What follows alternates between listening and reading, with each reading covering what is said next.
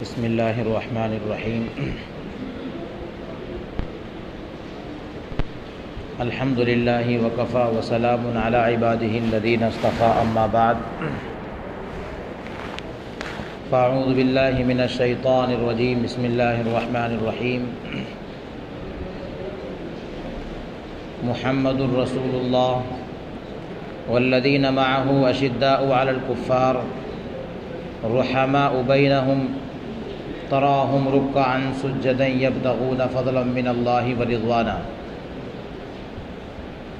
وقال تبارك وتعالى لقد رضي الله عن المؤمنين إذ يبايعونك تحت الشجرة فعلم ما في قلوبهم فأنزل السكينة عليهم وأثابهم فتحا قريبا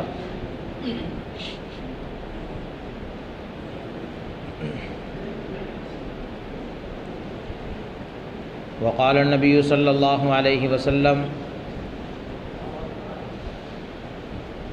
إن الله تبارك وتعالى جعل الحق على لسان عمر وقلبه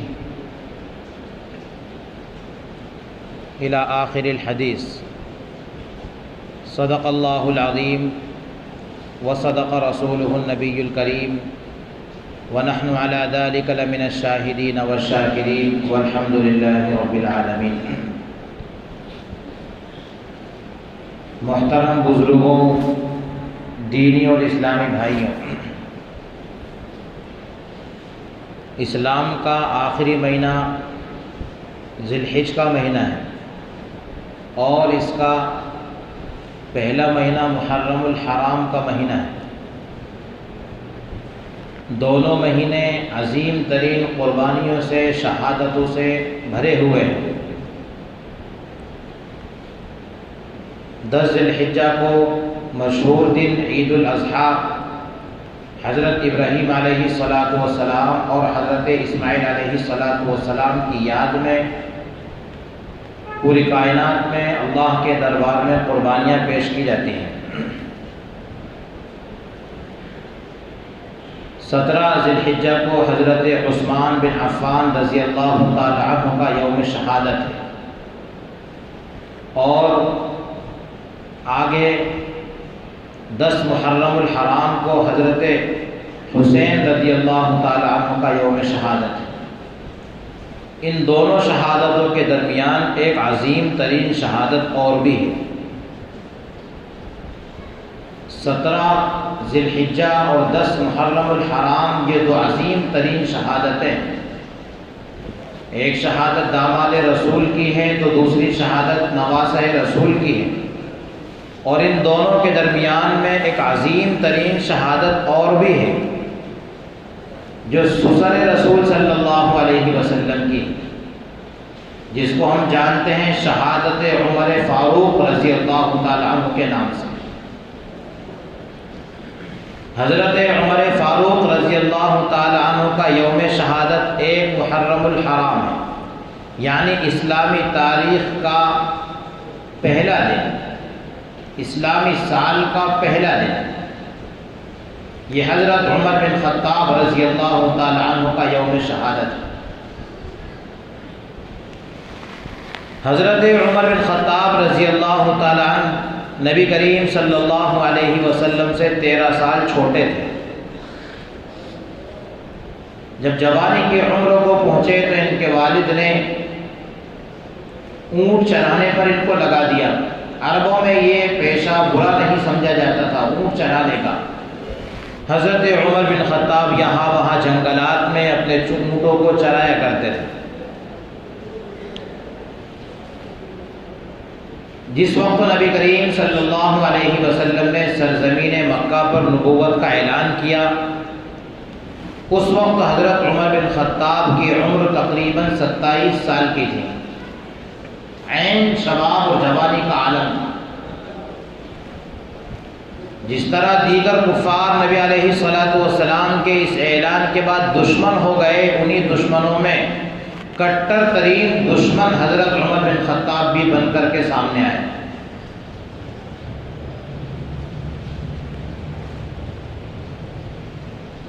تقریباً 39 صحابہ اسلام میں داخل ہو چکے، لیکن ابھی تک مسلمانوں کو حرام بیت اللہ میں، اللہ تبارک و تعالیٰ کے گھر میں، مسجد حرام میں کھلے طور پر عبادت کرنے کی اجازت کفار کی جانب سے نہیں تھی۔ دار ارقم جو اس وقت جو مسخلہ کا علاقہ ہے وہاں آباد تھا۔ دار ارقم میں نبی علیہ الصلوۃ والسلام اپنے صحابہ کو بیٹھ کر تعلیم و تعلم کا کام جاری رکھ رہے تھے۔ ایک روز دار الندوہ جو کفاروں کی مشورہ گاہ تھی، اسی دار الندوہ میں مشورہ ہو رہا تھا کہ آئے دن ان کے دائرے میں لوگ داخل ہوتے چلے جا رہے ہیں، ان کا مجمع بڑھتا چلا جا رہا ہے، اور یہ محمد اور ان کے ساتھی ہمارے بتوں کی اور ہمارے معبودوں کی تحقیر بیان کر رہے ہیں، تذلیل بیان کر رہے ہیں، کوئی ان کے لیے علاج تلاش کیا جائے۔ مختلف رائیں اس کے متعلق آئیں۔ قرآن کریم نے عجیب و غریب اس کا نقشہ کھینچا۔ اذ یمکر بک الذین کفروا لیثبتوک او یقتلوک او یخرجوک ویمکرون ویمکر اللہ۔ طرح طرح کی تدبیریں نبی علیہ الصلوۃ والسلام کے خلاف رچی جا رہی تھی۔ کوئی رائے دے رہا تھا کہ ان کو جلا وطن کر دو، کوئی رائے دے رہا تھا کہ اندھیری کوٹری میں ڈال دو۔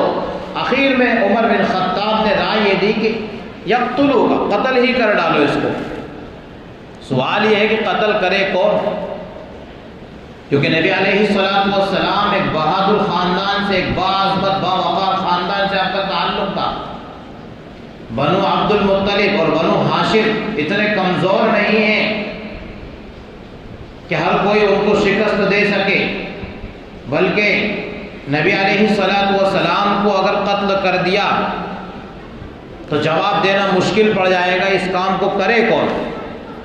خود عمر ہی تیار ہوئے کہ رائے میری قتل کرنے کی، میں ہی قتل کروں گا۔ چنانچہ ایک روز حضرت عمر بن خطاب رضی اللہ تعالیٰ، ابھی تک رضی اللہ تعالیٰ عنہ نہیں تھے، یعنی اسلام میں داخل نہیں ہوئے، ننگی تلوار سوتی اور اپنے کندھے پر رکھ کر کے روا دوا ہے، غصہ بالکل اعلیٰ پیمانے پر چڑھا ہوا ہے، آنکھوں میں سرخ ڈورے کھچے ہوئے ہیں، پیشانی پر گویا کہ خون ٹپک رہا ہے، سخت غصے کا عالم۔ حضرت نعیم رضی اللہ تعالیٰ جو ابھی تک اپنے اسلام چھپائے ہوئے تھے، راستے میں ملاقات ہو گئی حضرت نعیم سے۔ عمر کہاں جا رہے ہیں؟ کہاں جا رہے ہیں؟ آج خاتمہ کر دیتا ہوں، نہ رہے گا بانس نہ بجے گی بانسری، ختم ہی کر دیتا ہوں آج۔ حضرت نعیم نے صرف اتنا کہا، عمر وہاں بعد میں جانا، پہلے اپنے گھر کی خبر لو۔ کہا میرے گھر کی؟ ہاں پہلے اپنے گھر کی خبر لو۔ آپ کی بہن اور آپ کے بہنوئی اسلام میں داخل ہو چکے ہیں، جس محمد کی تم گردن لینے چلے ہو اسی کے قدموں میں اپنی گردن کے ڈال چکے ہیں۔ حضرت عمر اپنا راستہ بدل چکے اور سیدھے اپنی بہن اور اپنے بہنوئی کے گھر کے دروازے پر پہنچے۔ حضرت خباب بن ارد رضی اللہ تعالیٰ سورہ طٰہٰ کی تعلیم دے رہے تھے، بہن بہنوئی کو حضرت خباب سورہ طٰہٰ کی تعلیم دے رہے تھے، قرآن کریم ان کو سکھا رہے تھے۔ طٰہٰ ما انزلنا علیک القرآن لتشقى الا تذکرۃ لمن یخشی، یہ پوری طویل صورت جو 12-16 کے اندر ہے، حضرت خباب سکھا رہے تھے۔ دروازے پر عمر کے کان میں بھی کچھ نہ کچھ کلمات پڑ گئے اور قرآن کریم کی چاشنی ان کے قلبوں میں گھر کرنے لگی۔ حضرت عمر جب دروازے پر دستک دی، کون؟ کہا عمر۔ حضرت خباب تو چھپ گئے، عمر کا مقابلہ کون کرے؟ بہنوئی حضرت سعید بن زید وہ بھی چھپ گئے، کون عمر کا مقابلہ کرے؟ لیکن بہن وہ بھی تو بنت خطاب ہی تھی، خطاب ہی کا خون اس کی رگوں میں بھی تھا۔ دروازہ کھول دیا۔ حضرت عمر نے کہا بتاؤ کس چیز کی ابھی اندر آواز آ رہی ہے؟ کہاں ہے وہ کلام جو یہاں پڑھا جا رہا تھا؟ کون پڑھ رہا تھا؟ لائیے میرے سامنے اس کو پیش کیجیے۔ بہن نے منع کر دیا، نہیں۔ حضرت عمر بن خطاب نے بہن کو بہت مارا، بہنوئی بھی ہاتھ آئے، ان کو بھی لہو لہان کر دیا۔ ابھی حضرت خباب چھپے ہوئے ہیں، بہن بہنوئی کو خون سے لت پت کر دیا، اور پھر بھی وہ بہن یہی کہتے رہی نہیں جس کے ہاتھ میں ہم نے اپنا ہاتھ دے دیا، جس کے نام کا ہم نے کلمہ پڑھ لیا لا الہ الا اللہ محمد الرسول اللہ، اپنی جان قربان کرنا تو آسان ہے لیکن اس کا انکار کرنا مشکل۔ اے عمر، تیری رگ میں بھی وہی خطاب کا خون ہے اور میری رگوں میں بھی وہی خطاب کا خون ہے، تو مار مار کے مجھے قتل تو کر سکتا ہے، لہو لہان کر سکتا ہے، لیکن میرے قلبوں سے تو محمد کا کلمہ نہیں نکال سکتا۔ بہن تھی، ترس آ ہی گیا، عمر نے چھوڑ دیا اور کہا ذرا بتاؤ تو آخر پڑھ کیا رہی تھی؟ نہیں، ناپاک ہو، ناپاکی کی حالت میں نہیں دی جاتی۔ کہا کیا کرو؟ غسل کرو پہلے، پھر آپ کے ہاتھ میں دیا جائے گا۔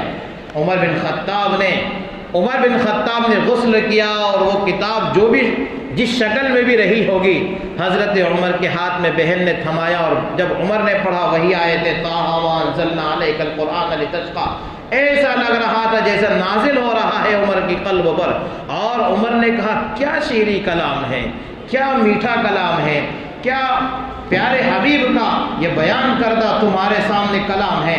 یہ باتیں سن کر حضرت خباب آ گئے، خباب کہنے لگے مبارک ہو عمر، مبارک ہو عمر، تمہارے حبیب صلی اللہ علیہ وسلم کی وہ دعا قبول ہو گئی جو گزشتہ کل رات تمہارے متعلق نبی علیہ السلام نے کی۔ اے اللہ، اسلام کو دو عمروں میں سے کسی ایک عمر سے تو قوت و طاقت عطا فرما۔ ایک ہے عمرو بن ہشام، یہ نام ہے ابو جہل کا، اور دوسرے ہیں عمر بن خطاب۔ رب اختیار تیرا ہے، میں نے سوال کیا ہے دو عمروں میں سے کوئی ایک عمر چاہیے۔ اسی لیے کہا جاتا ہے کہ تمام صحابہ 1,24,000 صحابہ یہ نبی علیہ السلام کے مرید ہیں، ہر ایک نبی کے پاس چل کے گیا ہے، لیکن عمر بن خطاب یہ مراد رسول ہیں، نبی نے خود عمر کو بلایا ہے۔ سب صحابہ مرید رسول ہیں لیکن عمر بن خطاب یہ مراد رسول ہیں۔ چنانچہ پوچھنے لگے ذرا بتاؤ مجھے تمہارے نبی کہاں ہے، اس نبی کا پتہ بتاؤ۔ ان کے رہنمائی کی، اسی ہاتھ میں ننگی تلوار لیے ہوئے عمر بن خطاب جا رہے ہیں دار ارقم کی جانب۔ ابھی حضرت حمزہ رضی اللہ تعالی عنہ بھی قریب میں ہی اسلام لائے تھے۔ حضرت حمزہ رضی اللہ تعالی عنہ بھی بیٹھے ہوئے ہیں مجلس رسول میں، دار الندوہ دار ارقم میں، دروازے کے درمیان سے جو خلا ہوتا ہے اس میں سے جھانک کر دیکھ لیا کہ عمر آیا ہے، ننگی تلوار اس کے ہاتھ میں ہے۔ صحابہ نے کہا یا رسول اللہ عمر ہے، عمر ہے۔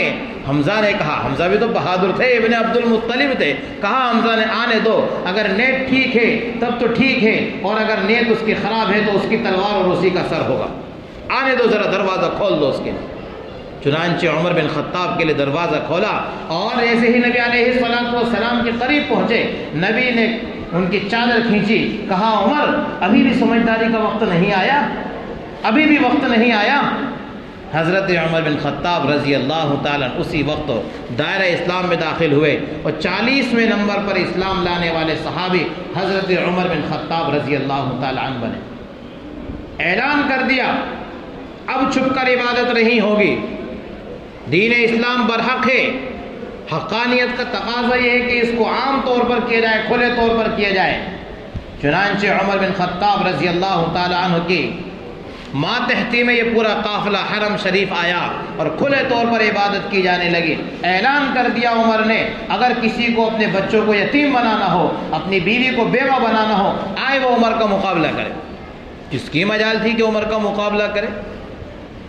یا عمر بن خطاب رضی اللہ تعالیٰ ہجرت کا موقع آیا، اس وقت بھی یہی اعلان کر کے گئے، کسی کو اپنے بچوں کو یتیم کرانا ہو، کسی کو اپنی بیوی کو بیوہ بنانا ہو تو آئے عمر کا مقابلہ کرے۔ ہرگز کوئی بات میں یہ نہ کہنا کہ عمر ڈر کر مکہ سے بھاگ گیا، وہ تو میرے نبی کا حکم ہے تو مجھے مکہ سے مدینہ جانا پڑ رہا ہے، میرے حبیب کی یاد میں اور میرے حبیب کے فرمان کے ماتحت مجھے مدینہ کا سفر کرنا ہے۔ لیکن آپ ہرگز یہ تصور کرنا کہ عمر مکہ کی سرزمین سے چھپ چھپا کر کے گیا، اعلان کر کے جا رہا ہوں، کسی کا حق ہو تو مجھ سے حق وصول کر لے، کسی کو میری راہ کا روڑا بننا ہے تو آئے میرے سامنے آ کر کے مقابلہ کرے۔ یہ عمر بن خطاب رضی اللہ تعالیٰ جا بجا نبی علیہ السلام حضرت عمر بن خطاب کا تذکرہ کرتے، حتیٰ کہ حجۃ الوداع کے موقع پر نبی علیہ السلام نے یوں کہا، اے میرے صحابہ، جو 1 لاکھ جو 1.25 لاکھ کا مجمع نبی علیہ السلام کے سامنے کھڑا ہے، اے میرے صحابہ، آج رب تم کو دیکھ کر فخر کر رہا ہے، لیکن عمر کو دیکھ کر خصوصی فخر فرما رہا ہے۔ اور آگے فرمایا لو کان بعدی نبی لکان عمر، اگر میرے بعد کوئی نبی ہوتا تو وہ عمر بن خطاب ہی ہوتا۔ اتنا بلند و بالا مقام عمر بن خطاب کا۔ حضرت ابو بکر صدیق رضی اللہ تعالی عنہ کی وفات کے بعد عمر بن خطاب نے خلافت سنبھالی، اور اپنی خلافت کے تقریباً 10.5 سال پورے کیے۔ جب خلافت کا 10واں سال تھا اس وقت حج کے سفر میں دعا کی، حج کے سفر میں دعا کی۔ دعا کیا کی؟ اے اللہ، میں طلب کرتا ہوں، تجھ سے درخواست کرتا ہوں کہ تم مجھے تیرے حبیب کے شہر میں شہادت عطا فرما۔ بڑی عجیب و غریب دعا ہے، بظاہر اس کے پورے ہونے کے اسباب نظر نہیں آتے، کیونکہ اب تو مکہ اور مدینہ سب دارالاسلام میں ہیں، وہاں کوئی کافر نام کا نہیں ہے۔ کون جھگڑا کرے گا، کون شہادت دے گا، کون قتل کرے گا؟ شہید تو اس کو کہتے ہیں جو کسی کافر کے ہاتھوں مارا جائے، کاٹا جائے۔ کیسے شہادت مدینہ میں ہوگی؟ مدینہ میں ہی شہادت چاہیے۔ رب کریم کے یہاں اسباب نہیں دیکھے جاتے۔ چنانچہ رب ذوالجلال نے عمر بن خطاب کی اس دعا کو قبول کیا، اور حضرت مغیرہ بن شعبہ رضی اللہ تعالی عنہ کا ایک غلام تھا، جس غلام کا نام تھا فیروز ابو لؤلؤ۔ اس غلام نے 27 ذی الحجہ، اور ایک روایت کے مطابق جو البدایہ والنہایہ کی روایت ہے 26 ذی الحجہ، یعنی اپنی وفات سے 3 دن پہلے، پہلی تاریخ یعنی محرم الحرام سے 3 دن پہلے فجر کی نماز میں جب حضرت عمر بن خطاب رضی اللہ تعالی عنہ امامت فرما رہے ہیں اور یہی صورت پڑھ رہے ہیں طٰہٰ مَا أَنزَلْنَا عَلَيْكَ الْقُرْآنَ لِتَشْقَىٰ، اس ملعون اور اس ظالم نے ایک خنجر سے وار کیا عمر بن خطاب رضی اللہ تعالیٰ عنہ پر۔ اتنے وار کیے، ناف کے نیچے اس نے ایک کاری زخم لگا دیا، اور پیٹ میں جگہ جگہ خنجر اس نے لگا دیے، جس کی تاب عمر بن خطاب نہ لا سکے، اور حضرت عمر بن خطاب رضی اللہ تعالیٰ عنہ گر پڑے۔ حضرت عمر بن خطاب رضی اللہ تعالیٰ عنہ کی نیابت ایک دوسرے صحابی نے کی اور نماز پوری کرائی۔ نماز کے بعد عمر بن خطاب رضی اللہ تعالیٰ عنہ کو ان کے گھر کی طرف منتقل کیا۔ جیسے ہی ہوش آیا تو عمر بن خطاب نے یہی سوال کیا، مجھے بتاؤ میں نے نماز پوری پڑھی کہ نہیں پڑھی؟ مجھے یہ بتاؤ کہ مجھے خنجر کس نے لگایا؟ جب ان کو بتا دیا گیا کہ اے امیر المومنین، فیروز نے آپ کو خنجر لگایا، اللہ کی تعریف، اللہ کی حمد و ثنا پیش کی، الحمدللہ میرا خون کسی مسلمان کے ہاتھوں نہیں بہا، میں نے جو رب سے دعا کی تھی وہ رب کی، میری مانگی ہوئی دعا رب نے قبول فرما لی، اور جو میری شہادت کا سبب بنا وہ ایک کافر کے ہاتھوں میری شہادت کا سبب بنا۔ عمر بن خطاب رضی اللہ تعالیٰ 3 دن اسی حال میں رہے، کبھی ہوش آتا، کبھی ہوش ختم ہو جاتا، کبھی ہوش آتا، کبھی ہوش چلا جاتا۔ اس طرح سے 3 دن عمر بن خطاب رضی اللہ تعالیٰ عنہ پر گزر رہے۔ حضرت عمر بن خطاب رضی اللہ تعالیٰ عنہ وہ خلیفہ ہیں جن کی حکومت 22.5 لاکھ مربع میل پر پھیلی ہوئی تھی، جن کے دور خلافت میں دور دور تک اسلام کا دائرہ چلا گیا۔ یہ عمر بن خطاب رضی اللہ تعالیٰ عنہ وفات کے قریب عمر بن خطاب رضی اللہ تعالیٰ اپنے بیٹے عبداللہ کی گود میں سر رکھے ہوئے ہیں، اور عبداللہ سے کہہ رہے ہیں، عبداللہ جاؤ اما عائشہ رضی اللہ تعالیٰ عنہ سے کہو، درخواست کرو، میرے والد عمر کی وفات کا وقت قریب ہے، اور جو حجرہ عائشہ میں ابھی تک نبی علیہ الصلاۃ والسلام کا مزار ہے، ابو بکر کا مزار ہے، وہاں قریب میں اپنے رفقا کے ساتھ میرے والد عمر بن خطاب بھی آرام کرنا چاہتے ہیں۔ یہ مت کہنا کہ امیر المومنین اب میری امارت ختم ہو گئی، 6 رکنی کمیٹی بنا دی گئی، اب میری امارت ختم ہو گئی، میں امیر نہیں ہوں۔ آپ یہ مت کہنا کہ امیر المومنین پوچھ رہے ہیں، اجازت طلب کر رہے ہیں، یوں کہنا کہ میرا باپ عمر بن خطاب پوچھ رہا ہے۔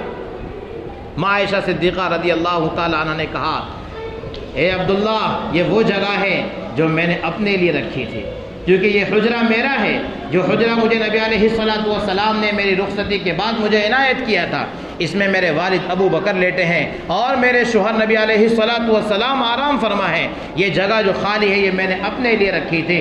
حضرت عمر مجھ سے مطالبہ کر رہے ہیں، روتی ہوئی عائشہ نے جواب دیا، عبداللہ جاؤ اپنے والد عمر سے کہہ دو کہ یہ جگہ عائشہ آپ کو دیتی ہے، اپنے اوپر عائشہ آپ کو ترجیح دیتی ہے۔ پھر بھی حضرت عمر یہی کہتے ہیں، اے عبداللہ جب میرا جنازہ تیار ہو جائے پھر ایک مرتبہ میرا جنازہ وہاں کم کمرے کے باہر لے جا کر کے رکھ دینا اور ایک مرتبہ اجازت طلب کرنا. کہیں ایسا تو نہیں کہ حضرت عائشہ نے دباؤ میں آ کر کے اجازت دے دی ہو کہ امیر المؤمنین مطالبہ کر رہے. دوبارہ جس وقت جنازہ تیار ہو گیا اور حضرت عمر بن خطاب رضی اللہ تعالی عنہ کا جنازہ مسجد نبوی پہنچا دیا گیا, دوبارہ جنازہ رکھ کر حضرت عبداللہ بن عمر رضی اللہ تعالیٰ عنہ عائشہ کے پاس گئے. اے اماں جان, عمر بن خطاب کا جنازہ تیار ہے, کیا آپ کی اجازت ہے کہ میرے والد عمر بن خطاب اس حجرے میں داخل ہو جائے اور اس جگہ پر دفن ہو جائے؟ ماں عائشہ صدیقہ رضی اللہ تعالیٰ عنہ نے اپنے بدن پر چادر لپیٹی اور کمرے سے رخصت ہو گئیں اور کہا مرحبا بکم یا عمر, مرحبا بکم یا عمر, آئیے عمر کا ہم استقبال کرتے ہیں. جس وقت حضرت عباس قبر کھود رہے ہیں, حضرت عباس کہتے ہیں میرے کندھے پر پیچھے سے کسی نے ہاتھ رکھا, میں نے مڑ کر کے دیکھا تو وہ علی مرتضیٰ تھے. حضرت علی مرتضیٰ رو رہے ہیں اور کہہ رہے ہیں مجھے یقین تھا, مجھے 100% یقین تھا اس مقام پر عمر بن خطاب ہی آنے والا ہے. کیوں؟ میں نے بارہا نبی علیہ الصلاۃ والسلام سے سنا خرجت ابو بکر و عمر, دخلت ابو بکر و عمر, میں اور عمر جائے, میں اور عمر آئے, میں اور عمر کہیں ساتھ میں گئے, میں نے اور عمر نے ساتھ میں کھایا. بارہا میں نے نبی علیہ الصلاۃ والسلام کی زبان سے یہ کلمہ سنا ہے. اور نبی علیہ الصلاۃ والسلام سے یہاں تک بھی فرمان منقول ہے کہ نبی علیہ الصلاۃ والسلام ایک روز ابو بکر اور عمر کو اپنے داہنے بانے لے کر کھڑے ہوئے اور کہا نبی کا جنت میں یعنی میرا جنت میں 2 رفیق ہیں, اور وہ جنت میں میرے رفیق کون ہیں؟ جبرائیل و میکائیل ہیں. زمین پر بھی 2 میرے رفیق ہیں اور وہ ابو بکر و عمر ہیں. یہ ابو بکر و عمر ہیں. یہ پہلا محرم الحرام جو ہمارے سامنے ہے, سنیچر کو ہو جائے یا اتوار کو ہو جائے, پہلا محرم الحرام ہمارے سامنے, یہ اسلامی تاریخ کا, اسلامی سال کا پہلا دن ہے. ہم مسلمانوں کو یہ تعلیم دے جاتا ہے کہ عمر بن خطاب نے اپنی شہادت اسلام کے لیے پیش کی. ہم کو یہ تعلیم دے جاتا ہے کہ عمر بن خطاب جو عشرہ مبشرہ میں ہیں, جن کے متعلق نبی علیہ السلام نے فرمایا جنت کے بڑے لوگوں کے سردار ابو بکر اور عمر ہوں گے, وہ عمر بن خطاب وفات سے پہلے اپنے بیٹے عبداللہ سے کہتا ہے اے عبداللہ میرا سر زمین پر رکھ دے. عبداللہ کی ران پر عمر بن خطاب کا سر رکھا ہوا ہے, پنڈلی پر رکھ لیا. عبداللہ سنتے نہیں میں نے کیا کہا, زمین پر مٹی پر میرا سر رکھ دے. عبداللہ نے سر زمین پر رکھ دیا. عمر بن خطاب اپنے چہرے کو مٹی پر مل رہے ہیں اور کہہ رہے ہیں اے اللہ روئے عمر کی ماں اس پر اگر تو نے عمر کی مغفرت نہیں کی, اے اللہ ہلاک ہو جائے عمر اگر تو نے عمر کی مغفرت نہیں کی. کون عمر؟ جس نے 10 سال منبر رسول صلی اللہ علیہ وسلم پر نماز پڑھائی, جس کی شہادت اور صحابہ کی اور عام شہداء کی شہادت دنیا کے زمین کے حصے دیں گے. عمر بن خطاب کی شہادت کل قیامت میں نبی علیہ الصلاۃ والسلام کا مصلی دے گا. عمر کا خون نبی کے مصلی پر گرا ہے. عمر کی شہادت کی گواہی نبی کا مصلی دے گا. وہ عمر کہہ رہا ہے اے اللہ اگر تو نے عمر بن خطاب کی مغفرت نہیں کی تو عمر ہلاک ہو جائے. علی اور حضرت حسن رضی اللہ تعالیٰ تشریف لائے. عمر گھبراتے کیوں ہو, پریشان کیوں ہو, کیا موت سے ڈر رہے ہو؟ نہیں موت سے نہیں ڈر رہا ہوں, موت کے بعد جو حساب و کتاب ہوگا اس سے ڈر رہا ہوں. حضرت علی رضی اللہ تعالیٰ عنہ نے کہا اے عمر بن خطاب, میں نے پیارے حبیب سے جو کلاموں میں سب سے بہتر اور سب سے سچا کلام قرآن کریم کے بعد پیش کرتے ہیں ان کی زبانی میں نے سنا ہے. عمر تو جنت کے سردار, تو جنتی اور جنت کے بڑے لوگوں کا سردار ہے. علی کہ تو گواہی دیتا ہے, کیا تو اس کی شہادت دیتا ہے؟ عمر میں ہی گواہی نہیں دیتا, میرے ساتھ یہ میرا بیٹا حسن بھی اس کی گواہی دے. جو عمر بن خطاب رضی اللہ تعالیٰ, جب ہوش آتا میں نے نماز پڑھی کہ نہیں پڑھی, جب ہوش آتا میں نے نماز پڑھی کہ نہیں پڑھی. روح نکلنے کا وقت ہے اور توبہ کی طرف ہاتھ اٹھا رہے ہیں. سال کا اختتام ہے. کفار مشرکین انگریزی سال کی جب ابتدا ہوتی ہے خوب جشن مناتے ہیں. اسلامی سال ہم کو تعلیم یہ دے کر کے جاتا ہے سال کے اختتام پہ سال کا محاسبہ کریں, اپنے گزرے ہوئے سال کا محاسبہ کریں, آنے والے سال کے لیے اچھی امید دل میں پیدا کریں, توبہ کریں. اللہ تبارک و تعالیٰ سے توبہ کا دروازہ بند نہیں ہے. وہ ہے کہ ایک ہماری زندگی کا ایک حصہ ختم ہو رہا ہے. جن کی عمر اسلامی تاریخ کے اعتبار سے 50 سال کی تھی اب وہ 51 سال کے ہو گئے. جن کی عمر اللہ تعالیٰ کے یہاں 10 سال ابھی باقی تھی, اس سال کے جانے کے بعد گویا اب 9 سال باقی ہے. اب 9 سال باقی ہے. ہم تو جیسے جیسے اپنی عمر بڑھتی جاتی ہے کہتے ہیں ہم بڑے ہو گئے. بڑے نہیں ہو گئے، ہم چھوٹے ہو گئے. ہماری عمر اللہ تعالیٰ نے گویا کہ ابھی تک 10 سال باقی رکھ رکھی تھی، اب 10 نہیں بلکہ اب 9 باقی ہے. ہم بڑے نہیں ہو گئے، گھٹ گئے، چھوٹے ہو گئے. آخر سال ہے، یہ سال کا آخری دن آج ہے یا سال کا آخری دن کل ہو، جیسے بھی چاند نظر آئے گا. آخری موقع ہے، اس میں سال بھر کے گناہوں کی معافی ہمیں کرنا چاہیے. اللہ تعالیٰ سے سال بھر کے گناہوں کی توبہ کرنی چاہیے، اور آئندہ سال جو کچھ ہم سے کوتاہیاں ہو گئی اس سال، اس کے متعلق نئی امنگ، نئے جذبات اپنے قلبوں میں پیدا کرنے چاہیے. جو کوتاہی ہو گئی رب اس کو معاف فرما، اور آئندہ اس قسم کی کوتاہیوں سے ہماری حفاظت فرما. اللہ تبارک و تعالیٰ کہیں سنی باتوں پر عمل کی توفیق عطا فرمائے. وما توفیقی الا